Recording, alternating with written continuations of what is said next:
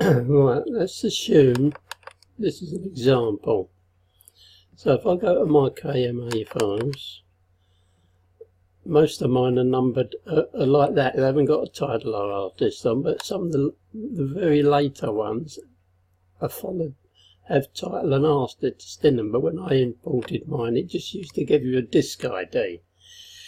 So say I wanted to re-import this one here, look, AH2000 number 6. If I wanted to re-import that from a hard drive file, what I'd have to do is rename the hard drive file exactly to that to start with. So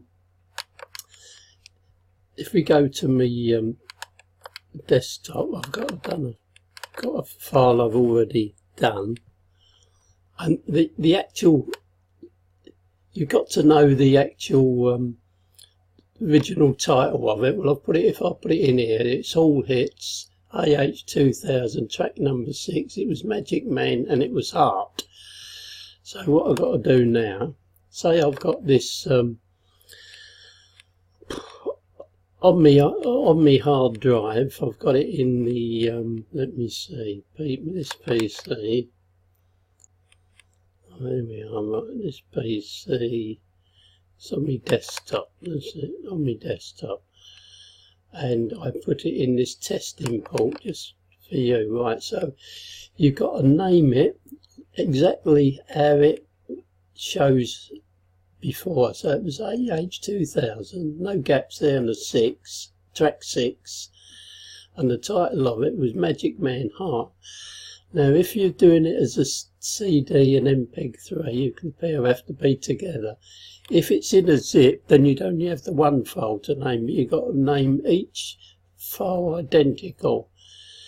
Right, so that's, you've renamed that on your hard drive with the AH2006 preceding the actual name, right? Now, let's close that up. Then you go to Import Songs, Index Song Files. It's a KMA, and in this case it's MPEG-3. If yours is a zip, you'd have to press the zip button. Well, I've already got it, come to it on here, so if I'd go here, desktop, test import, and that's my file already renamed correctly. Now if you do this right, select it, it shows there.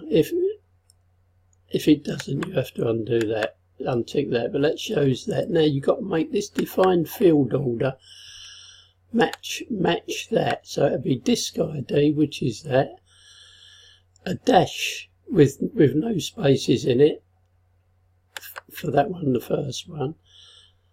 Track is the second field, then you leave, as I do, I've got a space, then a dash, then a space, which is that second one down. Title, that's separator again, and artist, right? And then if you press apply to that, close, once you've set that up, that should, if you've done it right, it'll automatically put the disk ID there, what matches that, and it'll come up with the track number won't be apparent until you load it, add the file.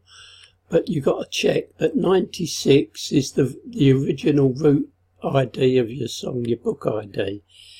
96, so it would have been 9606 on the in the book ID. So you add the file, and it comes in, and it automatically gives it track number 6 because it's got the track number from that. It shows the artist, and that it shows as imported, but don't take any notes of that. Tick the box there and then press it, index files. I'm not going to do it because I'm not going to do it myself because I've nothing wrong with mine. Alright, so that's how you do it. But check that don't press the next button, also go on to another number. That make sure your book ID before was 9606.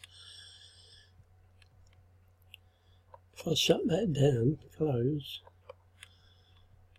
it would have been 06 or 6. It could have been. Let's have a look. It would have been all hits. All hits.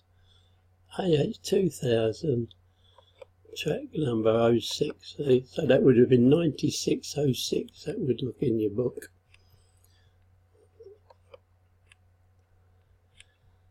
Book ID would have been 9606. You've got to make sure that is the same, so that it all ties up with your disc ID and the book ID and the track number all tie up. All right.